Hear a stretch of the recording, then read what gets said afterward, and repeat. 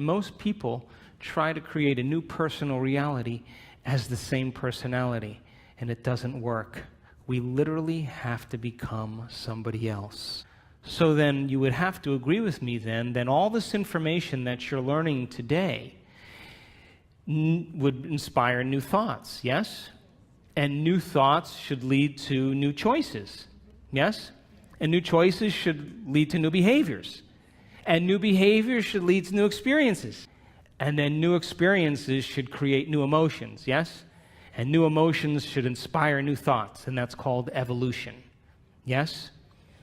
So then those emotions that Greg was talking about this morning, the majority of people in the Western world spend the majority of their life living by the hormones of stress. Now, stress is when your body's knocked out of homeostasis. The stress response is what your body innately does to return itself back to order. That's the first definition of resilience. Now, you have three types of stress. You have physical stress, like an injury, an accident, a fall, a trauma. You have chemical stress, like viruses and bacteria and blood sugar levels and heavy metals and hormones and foods and hangovers. And then you have emotional stress, right?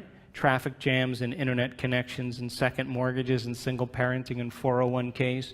And each one of those things knocks your brain and body out of balance. And all organisms in nature can tolerate short-term stress. If the deer gets chased by a pack of coyotes, if the deer outruns the coyotes, 15 minutes later it goes back to grazing and the stress is over. Human beings are different. We can turn on the stress response just by thought alone. You can begin to think about some future worst-case scenario, and because the privilege of human beings is that we can make thought more real than anything else, we can focus on that possibility to the exclusion of everything else. And you can knock your body out of physiological balance just by thought alone, and your body, as the unconscious mind, believes it's in that experience in the present moment. And we can unfold past bitter memories that are tattooed in the recesses of our gray matter, and like magic, we bring them to life, and in that moment, it's real. And so the hormones of stress long-term push the genetic buttons that create disease. And no organism can tolerate living in emergency mode for extended periods of time. So then think about this. You can turn on the stress response just by thought alone. How many people have done that? You've done that? It's called being human, right?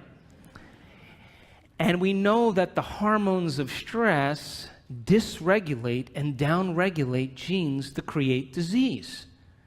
So that means then your thoughts can make you sick. So here's my question. If your thoughts can make you sick, can your thoughts make you well? I'm talking to the right audience. So then the hormones of stress, though, give the body and brain a rush of energy. And it's like a narcotic. It becomes a drug.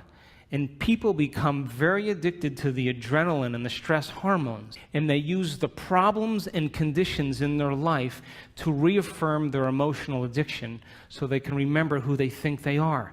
The bad relationship, the bad job, the terrible circumstances, all of that is in place because the person needs that to reaffirm their emotional addiction. Because God forbid they couldn't feel anything.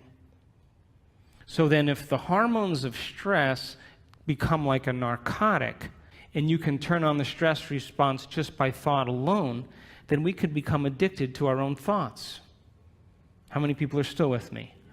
So then if you become addicted to your own thoughts, when it comes time to change, then you can understand then, just like an addict, the moment you're no longer thinking certain thoughts that are making certain chemicals for you to feel a certain way, and those feelings drive the same thoughts. You know, like if you have an insecure thought, you begin to feel insecure, right? Come on. And the moment you feel insecure, you're going to think more insecure thoughts, yes? And if you keep doing that for 20 or 30 years, it's going to feel pretty familiar, yeah? And then you're going to say, I am insecure. Well, whenever you say, I am anything, what you're saying is you're commanding your mind and body towards a destiny. So if the body has been conditioned to the mind of insecurity, don't you think then the moment you're no longer going to think insecure thoughts and fire and wire those circuits in your brain and then produce the blend of chemicals for you to feel that way, don't you know your body is going to do what? It's going to look back up at your brain and say, hey, I modified my receptor sites for you. We've been doing this for 20 years. I'm counting on those chemicals coming. Now you're just going to stop? And it's going to start sending signals back to the brain. And the hardest part about change is not making the same choice as you did the day before. And so these people understood that their 20 years of hatred, or their 30 years of anger, or their 15 years of fear or insecurity was the very reason that they were sick. And because feelings and emotions are the end product of past experiences, and we can remember experiences better because we can remember how they feel, if the environment signals the gene and the environment produces a chemical reaction, then as long as you're feeling the same way every single day, there's no new information coming from the environment, and you keep signaling the same gene. How many people are with me? So then the emotions of anger and aggression and hurt and hostility and hatred and prejudice and fear and anxiety and insecurity and hopelessness and powerlessness and depression, guilt and shame, those are all familiar emotions to us because we've experienced the events correlated with them. How many people are still with me? And it's those emotions that are derived from the hormones of stress. And if you keep knocking your body out of balance, that imbalance becomes the new balance, and you're headed for some type of disease. And these people began to realize that they had to change that. And when we react to something or someone in our life, there's always a change in our chemical state. We're altered in some way. And if you don't know how to control your emotional reaction to that event in your life, and that chemical refractory period continues for hours or days, that's called a mood. What's wrong with you? I'm in a mood. Oh, really? Why? Thought you'd never ask. Well, this thing happened to me 5 days ago, and I'm living by the same emotional reaction. Now, if you keep that refractory period going on for weeks or months, that's called a temperament. Why is he so angry? I don't know. Why are you so angry? Well, this experience happened to me 9 months ago, and I'm living by the same emotional reaction. One long refractory period. And if you keep it going on for years on end, that's called a personality trait.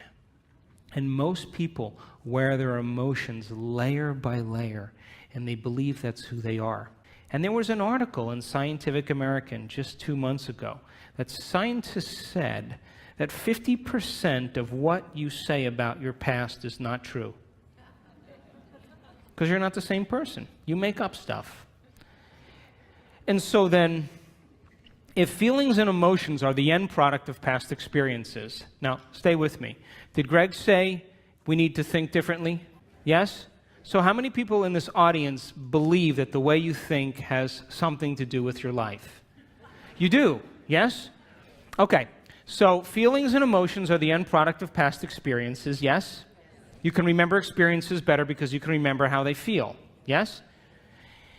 So then, if you can't think greater than how you feel, or feelings have become the means of thinking, are you thinking in the future or are you thinking in the past?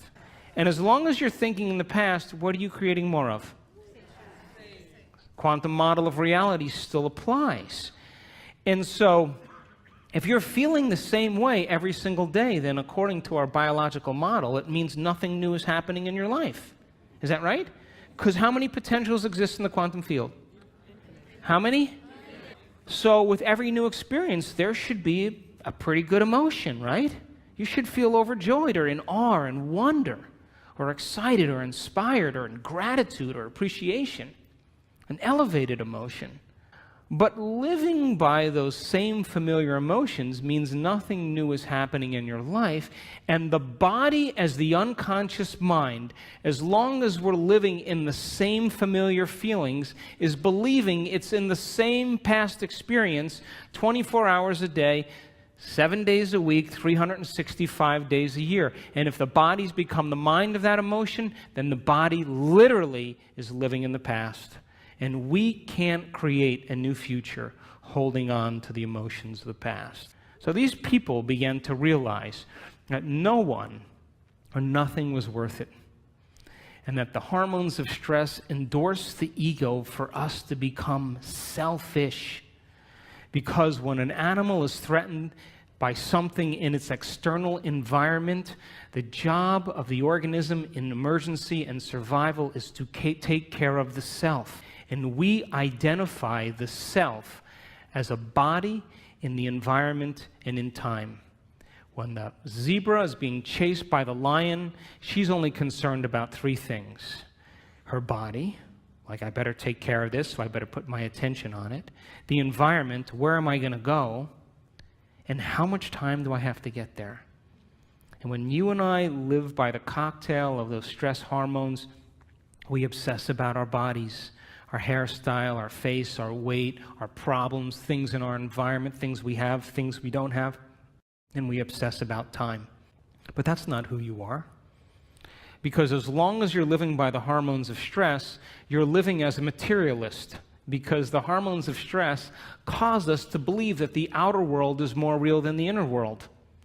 And those hormones absolutely make us feel separate from possibility. Why? Because when you're being chased by a lion, it's not time to create. It's not time to trust. It's not time to learn. It's time for emergency. So the majority of people in the Western world spend the majority of their time preparing themselves for the worst case scenario and protecting themselves from it. They're basically trying to predict the future from the past. And when we get it right, you know what we say, right? You need to hang out with me. See how smart I am? But what happens when it doesn't happen? That's called anxiety. That's called neurosis. It's called insomnia. And so when we live by the hormones of stress and we're defining reality by our senses, we become materialists because we feel separate from possibility, and all of our attention goes on our bodies, the environment, and time. Another way to say that is, from a quantum perspective, the atom is 99.9999% energy and information, and we're putting all of our attention on the particle, and we're missing out on possibility. And so these people had to hit a point of crisis where they finally started taking their attention off their outer world and started to ask themselves some bigger questions. Who am I? What is a greater expression of myself? What would I have to change to be happy? Who in history do I admire that I want to be like? And they began to contemplate and speculate and rehearse who they were going to be if they got better. And the mere process of thinking about who they were going to be began to change their brain. And when you marry a clear intention is a thoughtful process, with an elevated emotion, that's a heartfelt process, you move into a new state of being.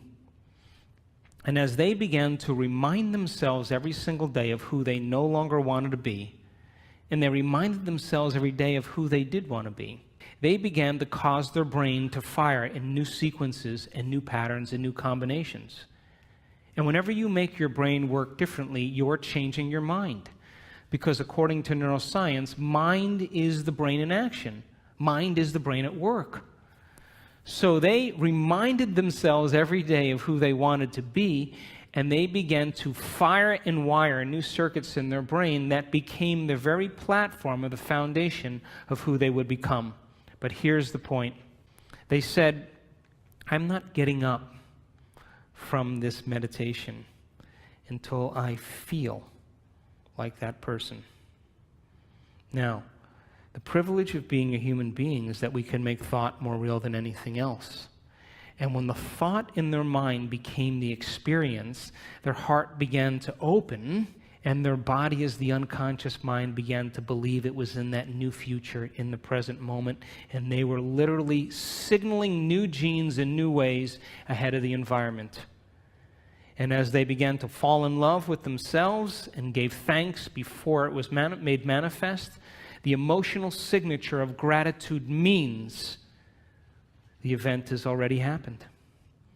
And so now they were giving their body a taste or a sampling of the future in the present moment. And every day they did it over and over again. And they were unmemorizing emotions that kept them connected to the old self. And they were reconditioning the body to a new mind and to a new emotion. And that heart of theirs began to open.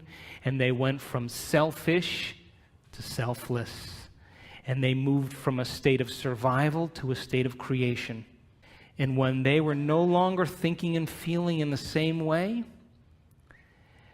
they moved into the fourth quality. They had long moments where they lost track of time and space. What they were doing in their inner world became so real to them that when they opened their eyes, they thought it would be 20 minutes later, and it was an hour and 20 minutes later. And when they did that, that magnificent forebrain, the crowning achievement of the human being, the frontal lobe, the creative center, it has connections to all other parts of your brain. And when you're asking open-ended questions like, what would it be like? How would it have to be?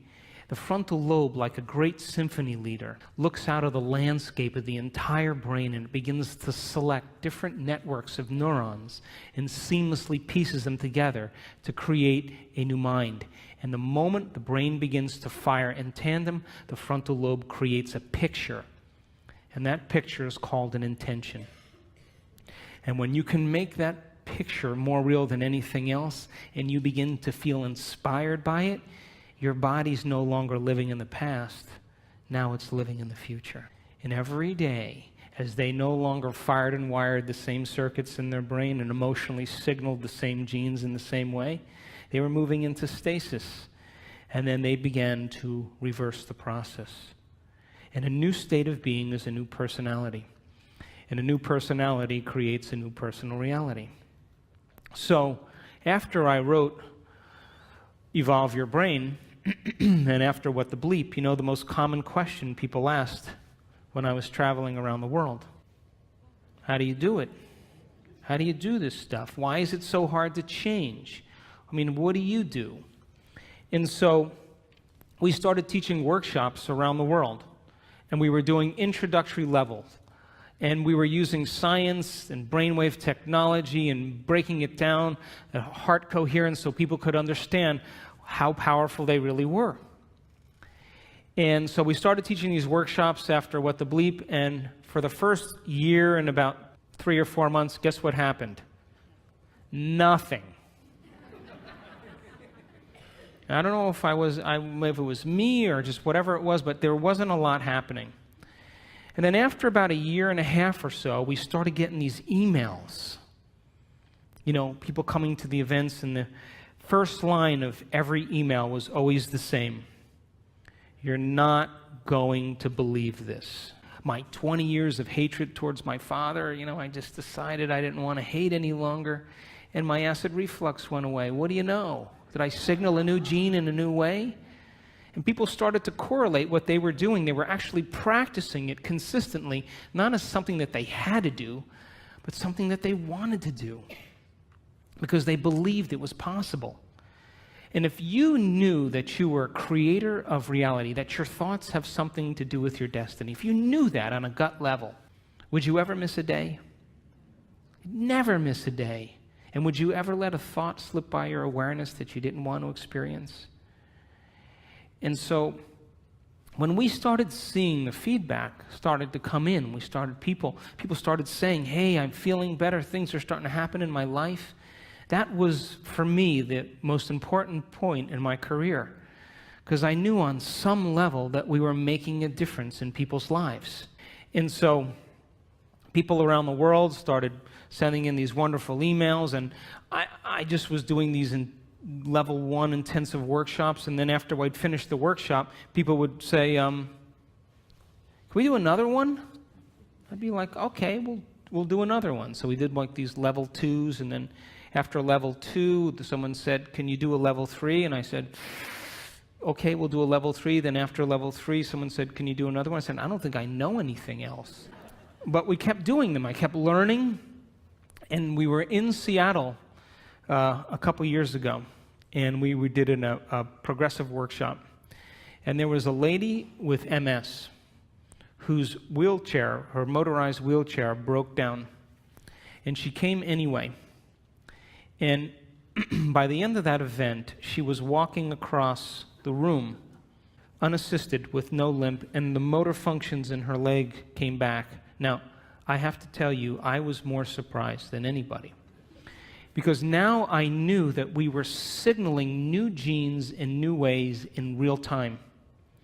That, I mean, we could talk about genes forever, but your genes are a library of potential.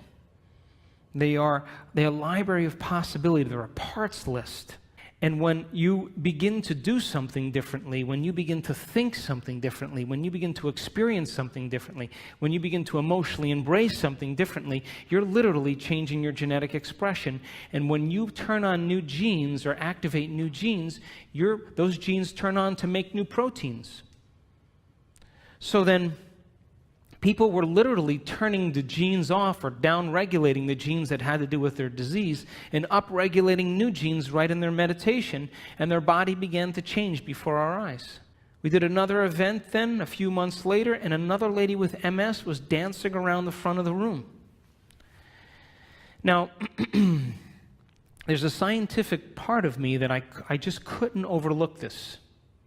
And I became very, very passionate about this idea called information to transformation. And I said that if it's happening in real time, people are doing amazing things. Common people just like you give them information, really profound information that has to do with the truth of the way reality really is. And you begin to have them share that information where they can repeat it. They're wiring it in their brain. Would you agree? If you can repeat something, it's in there, yes? The latest research that was done by Kandel, the Nobel Prize laureate, he said that when you learn a new bit of information, you double the connections in your brain in certain areas from about 1,300 to 2,600 new connections. As a matter of fact, every time you learn something new, you're making a new connection in there. That's what learning is. So he saw that you increase the number of connections in your brain just by learning a few bits of information, but if you don't revisit that information and review it, those connections prune apart within hours, within days. So it's important then for students to be able to learn the information and then repeat it. And then that information, then there should be some instruction, and to demystify it so that they can understand that they can have a new experience. And that new experience should produce some type of transformation. And if it's happening in real time, we should measure that transformation in our seminars. And if we can measure that transformation and begin to interpret it, synthesize it, all of that information then that we've measured is more information to teach transformation better. And if people continue to transform and we measure it, that's more information to teach transformation, and we begin to close the gap between knowledge and experience. How many people are with me? So this year, in February, we did our first advanced workshop, and we had people from all over the world come, and it was in Carefree, Arizona.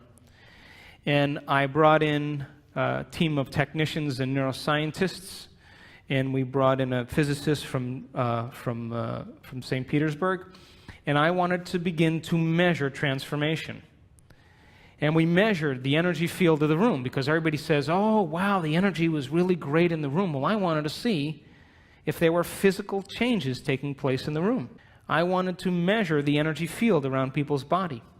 That if photons become excited and you begin to experience elevated emotions, emotions are just energy. And as Greg talked about, the coherence that's created from an elevated emotion broadcasts a signal into the field that is feet to meters wide. And then if we could measure all of those things and we can consistently have people retreat from their life for 4 days to no longer return back to the same environment that reminds them of who they think they are.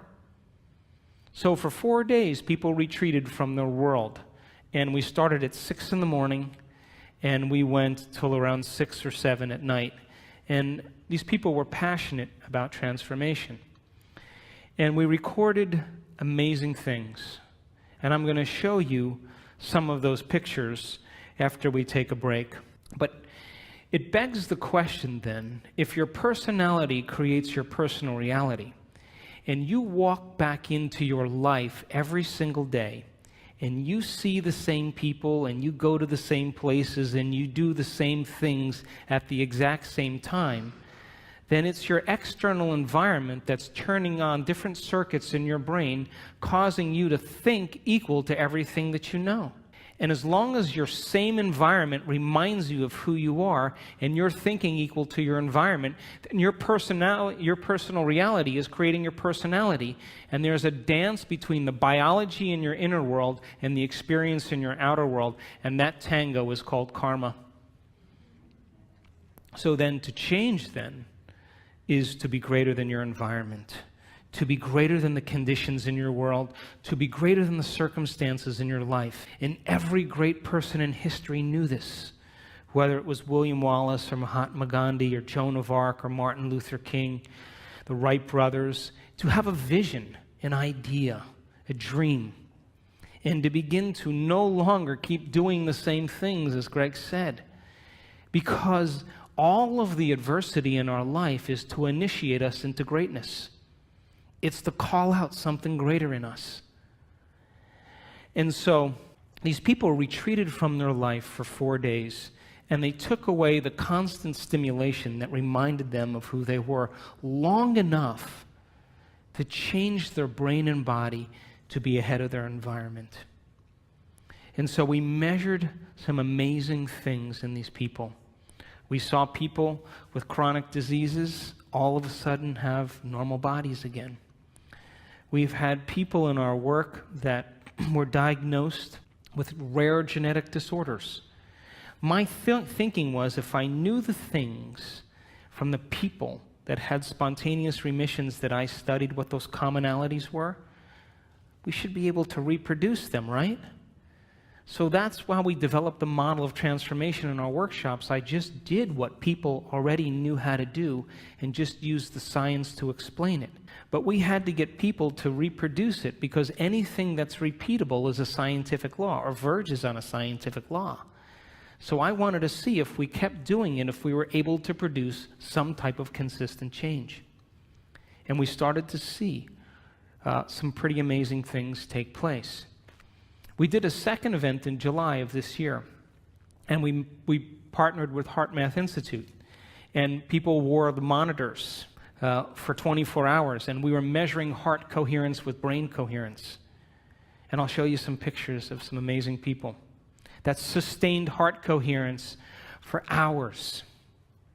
It became a skill. As Greg said, once you know how to do it, you know how to do it. So when we live by the hormones of stress and all of the energy goes to these hormonal centers and away from the heart, of course the heart is going to be the first organ that's starved of energy. And when we live by the hormones of stress, we will always try to force the outcome. We'll always try to push and make it happen, because we are matter trying to change matter. And one of the things I learned in studying people that did amazing things in these workshops is I watched a lady for a whole hour. I watched her brain on the scan, and her brain was working so hard. And as I watched it over and over again, watched it over and over again, watched it over and over again, the more she tried to change, the worse her brain got. And I went up to her afterwards and I said, how was that for you? And she said, I had the worst meditation of my life. And something clicked in me in that moment, and I knew that most of us, we try to use our brain to change our brain. We try to use the ego to change the ego. We try to use the program to change the program, and it only endorses it. And in that moment, something clicked, and I knew that they had to become pure consciousness, that they had to get beyond their body, get beyond their environment, and get beyond time. Because when you become pure consciousness, and we have all the biological and neurological machinery to do this, by the way, you come preloaded with everything you need. You don't need anything else. That when you forget about yourself, when you become nobody, no one, no thing, nowhere, no time, and you become pure consciousness, a thought impossibility. The moment you are consciousness, now you have dominion over your body. Now you can change something in your environment, and now you can create some future time. And the moment we saw people become pure consciousness, and we will talk about that after the break, the brain naturally gets organized. The hormones of stress, when we are under the gun of the fight or flight nervous system, the brain and the heart move out of rhythm. It's like a group of people playing the drums all at the same time with no rhythm. It's noise. And that's what happens to the neural network in the heart and the neural networks in the brain. And they actually, if you saw the brain on a functional scan, it begins to compartmentalize. Different compartments of the brain are no longer communicating with each other because different communities are saying, hey, it's not a time to communicate now. There's a tiger on our back here. We got to run. And so the long-term effects of stress causes the brain to move into what's called high beta brainwave patterns, like driving your sports car in first gear. And different compartments of the brain no longer communicate with each other. And if you were to measure that on a brain scan, it's very erratic patterns. The moment you become pure consciousness, you forget about yourself. That's my definition of creation. The moment that happens, the brain goes, thank God he's out of the way. Now I can get organized again. The operator is finally gone for a few minutes. And we started in that event, in that February event, teaching people how to become pure consciousness. And when that happened, we saw their hearts get highly coherent. We saw their brains get highly coherent. And it's kind of an irony. If you want to change something about your body, you got to forget about your body. You want to change something, problem in your life, you got to forget about your life. You want to create some future time, you have to forget about time. And you have to become no face, no gender, no profession. You have to become pure consciousness. And we saw it over and over again, that 91% of our people that had their brains scanned in our first event had a more than 80% change in their brain for the better. And there was no drugs, there was no, therapies. They just went through the process of observing their thoughts and becoming conscious of their unconscious thoughts because they're no longer being distracted by their environment. Pay attention to their behaviors and their actions and look at the body as the mind and the emotions and master that. In the first day, the energy in the room, we measured it. Guess what happened to it? It went down. Because people were breaking all their emotional ties to their known familiar life. But when we went to that next day and they became pure consciousness, the energy in the room began to rise. And when we saw that, it was miraculous. And we measured the energy as it began to continuously improve. And when we did our event in July, we started seeing people having enormous amounts of energy that were stored in their body travel up through their heart and into their brain. And we captured people with a full-on Kundalini experience, full-on ecstasy in their brain. And they were common people just like you. And boy, I tell you what, after that experience, they could care less about their checking account.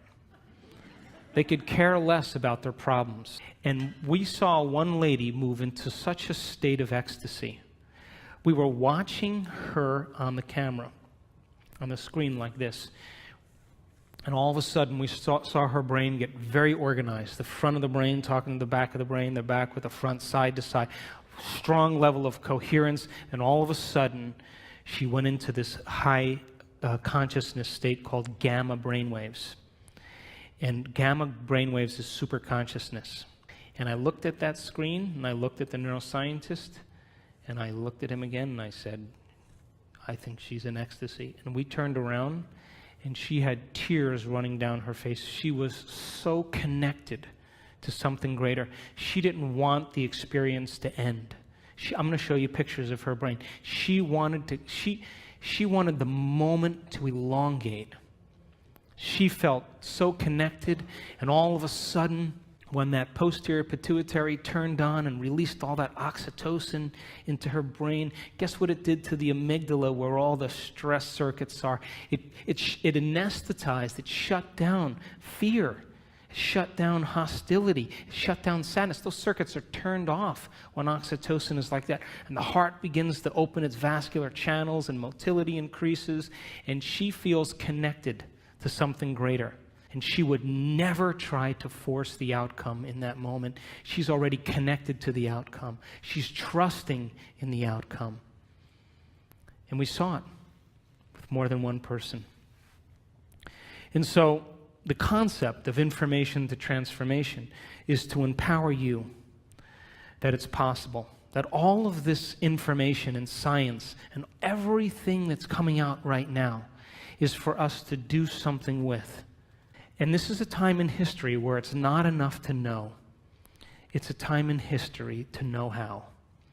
And when you give common people the opportunity to understand the truth about themselves, and then you inspire them to go out and try it like a scientist. Hey, I'm going to change the way I think and feel. I should see some effect in my life. And the moment I can correlate the feedback in my life with what I did, I'm going to do it again. And so we've had people around the world heal themselves of all kinds of conditions. We've had people win the lottery. We've had people create new opportunities for themselves, because nobody is so special to be excluded from this phenomenon. And the phenomenon is that you are a creator. And when you live by the hormones of stress, you forget that, and so do I. And when we live by the hormones of stress, we are always trying to change matter by being matter. We're being a brain trying to change a brain. We're being matter trying to change something in our life. But when people begin to understand how to apply these principles and they begin to practice them and make them a skill, and the more you practice it, the better you get at it. So think about this. What if you woke up in the morning, and instead of getting out of bed and doing the same thing as you did the day before and going through the same routine as you did for the last 5 years, what if you woke up in the morning and you place your hand over your heart and you say, I'm going to teach you what it feels like to be noble today. I'm going to train you to know what abundance is. And you begin to marry a clear intention with an elevated emotion, and you memorize that feeling, and you're able to maintain that modified state of mind and body your entire day, get ready. Because something unusual is going to happen in your life. That's the law. And the hardest part about all of this, hardest part, is simply making the time to do it. Making time for our precious selves.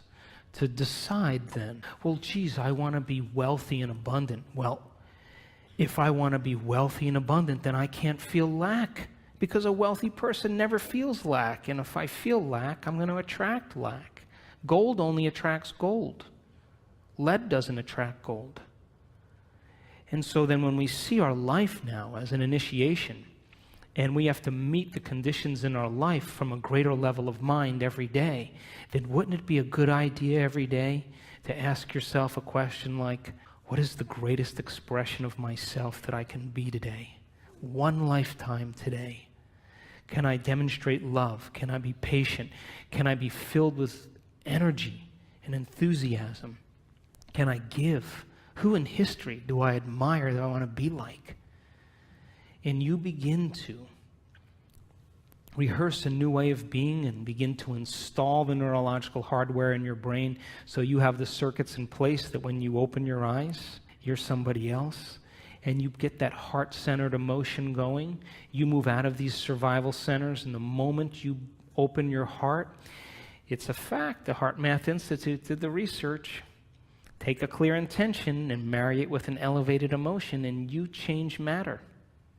You alter DNA at a distance because the thoughts you think are like the electrical charge in the quantum field, and the feelings that you emote are like the magnetic charge. And how you think and how you feel broadcasts an electromagnetic signature that influences every single atom in your life. So what are you broadcasting every day?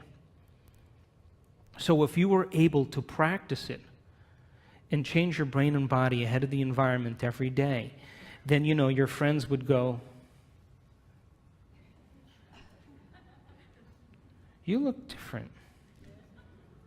Did you change your hairstyle?" No. "Really? Did you shave your mustache?" "No, never had a mustache." "Really? Did you lose weight?" No. Whoa, wow, something's different about you, because they're sensing a change in energy. And when you change your energy, you change your life. How many people are with me? So, great time to be alive, would you agree? We signed up for this. But listen, you can't stand up and in the name of spirituality say, "Hey, let's all live in gratitude," and get in your car and be like, "Hey, get out of the way," cut people off. What's that? That's like, eating a delicious, vegetarian organic breakfast and then spending the rest of your day eating junk food. That you have to lay down we have to lay down the very thing we used our whole life to get what we want for something greater to happen. And it means that all of the conditions in our outer world somehow reflect some aspect of us. And if you want peace in the world, you better not be arguing with your coworker. It doesn't work that way. And if you want to experience true fascination for life, make time for fascination. I was in Barcelona a little ways back, and I was invited to speak to the ministry of all the ministries in the government there, 17 different ministries. And they're in a crisis right now. And the one thing I didn't want to be was some know-it-all American, And I said, "How do you become supernatural?" You got to start doing what's unnatural. When there's a crisis and everybody is in lack, that's the time to give. When everybody else is in fear, that's the time to demonstrate courage. When everybody else is hostile and judging, that's the time to show compassion. And if we can continuously do over and over again what is so unnatural, sooner or later will become supernatural. Wouldn't you agree? So then if you're working on your anger and your frustration, and I'm working on my fear and my anxiety and my judgment, and I'm taking care of me and you're taking care of you, then everybody was doing that, we would sooner or later start to see some change in the world. Yes? So then we have to begin to start somewhere. And the place we start then is looking within and beginning to look at some of those emotions that keep us anchored to the past, that literally begin to break us down. And if a person can move into an elevated state of being every day, and they understand that they're signaling new genes just by doing that, just by doing it. If you have that understanding, you will produce greater results. If a group of elderly men can retreat from their life for 5 days and go to a retreat center north of Boston, all these men in their 70s and 80s, and they were told to act like they were 22 years younger. Just pretend. And they had, magazines with Mickey Mantle and Joe DiMaggio and Marilyn Monroe movies, and they had papers with current events. And for 5 days, they hung out with other men, and they just pretended like they were 22 years younger. They took height measurements, weight measurements, range of motion measurements, finger length measurements, extremity measurements, and cognitive tests. At the end of 5 days, guess what? 60% better scores on cognition. Finger lengths, all of them longer. Range of motion, all improved. Some of them were playing touch football again without their canes. Who are you pretending to be? Because if you can begin to understand that when you begin to change your state of being, that a thought begins to activate new neural networks in your brain. New neural networks in your brain begin to fire and wire to create a hologram or a picture. That hologram or picture signals the limbic brain to make neuropeptides.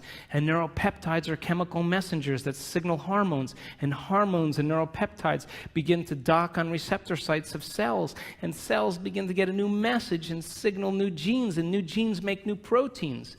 And new proteins means the expression of life. And the expression of life is equal to the health of your body, just by changing a thought. So then, if you woke up every morning and you pretended to be genius of the universe, unlimited mind, healthy, you would probably have to stop on the side of the road with your pen and write down the download that you were getting from the field because you never thought in that way. And so you and I have been hypnotized and conditioned into believing that we need a reason for joy, that we need a reason to give thanks. We need a reason to feel inspired. That's the old model of reality, of Newtonian physics, of cause and effect. Wait for something outside of you to change how you feel inside of you. And the moment you feel better inside of you, you pay attention to who caused it outside of you. And that event's called a memory. That's cause and effect. Quantum model of reality, as Greg said, is about causing an effect. Begin to change how you think and feel, broadcast a whole new electromagnetic signature, and give thanks before the event is made manifest. Materialists would never do that, but the quantum mind, the immaterialist, always does that, because the moment you begin to observe a new future, that's called intention, with an elevated energy, you are causing infinite waves of possibility to begin to collapse into new patterns of information called your life. But if you're observing your life from the same level of mind every day, and you begin to anticipate the next experience based on your past, I'm curious, tell me where the unknown is going to show up in your life. Is there any room for that? It would just be too inconvenient. The alien ship landed in the back. Are you kidding me? Dancing with the Stars is on tonight. Can they come back tomorrow? I'm busy. This is inconvenient. So this is a time in history where we have to meet these challenges with a greater level of mind. And we can't keep doing the same things, thinking the same thoughts, performing the same actions, and living by the same emotions and secretly expecting our life to change. We have to meet all of these challenges, and we have to be the heroes and the heroines that begin to leave a legacy in this particular time. There's a stigma that you and I have been conditioned into believing that all leaders get it in the end. Abraham Lincoln, Martin Luther King, William Wallace, Joan of Arc, they all got it in the end. It's a subconscious conditioning that leaders somehow pay the price with their life. You ever see a group of birds that all move in the same direction? You ever see the fish that all swim in the same? If you study that phenomenon in biology, that's called emergence. You would think that there's a leader, like it's a top-down phenomenon. Turns out there's no leader. It's a bottom-up phenomenon. Everybody is leading. There's one mind, one consciousness. So you can't take out all leaders if everybody's leading now, could you? So this is a time in history where emergence is the model, that we have to lead by example. And all of this information is to empower you to understand that it's possible.